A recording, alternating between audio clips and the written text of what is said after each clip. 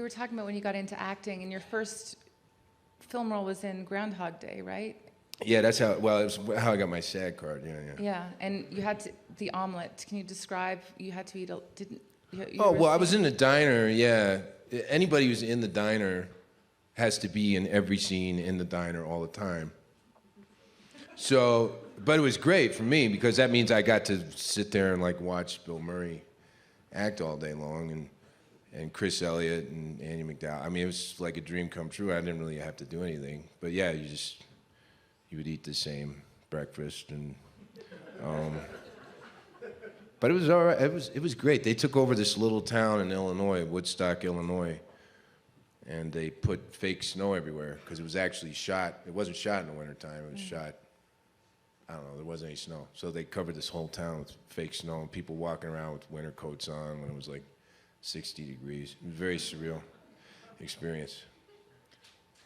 And you met Bill Murray as well, obviously. Oh yeah. Are you trying to coax a story out of me? Yes, I am. Oh, okay. The Talking Head story? Yeah.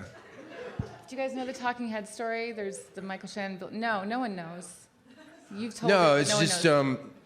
between takes, Bill Murray would come out of the restaurant. And he had a little boombox there, and he would like play music and kind of dance around on the sidewalk. And once he was playing Talking Heads, and Talking Heads, for me, particularly at that time, during my teenage years and young adult years, they were like my all-time favorite band. I mean, I still love them a lot. Yeah, they're good. So, but there was a time where I was a fanatic. Like I knew I could rattle off every album, the song list on every album. I could say every lyric. I mean, I was just obsessed with them. And so, I was very excited that he was listening to them. And I went up and I said, "Hey, you like the Talking Heads?" And he looked at me like I was like a mental invalid because I think what he was thinking was like, well, I'm listening to them, which means I probably am not going to stand there and listen to music I don't like. So I could see it all happening on his face. And he was like, yeah? I was like, yeah. I mean, I like them too. He's like, okay. And then I walked away. And then one day, Harold Ramis, he said, "Hey, Mike, during lunch, he was like, you want to go play pool?" I said, okay. So we went, there was this bar set that had a pool table. And he was the sweetest guy, this guy. I couldn't believe he was doing this, playing pool with me. And he said, "What's up? You seem a little whatever." And I said, I think I really pissed Bill off." He's like, what? And I told him the story. He said, "Oh, don't worry about that. That's just the way he is. It's fine. He's not mad." I'm like, okay. So then the next couple days later, we were shooting the big scene at the end where I actually have lines and get the WrestleMania tickets.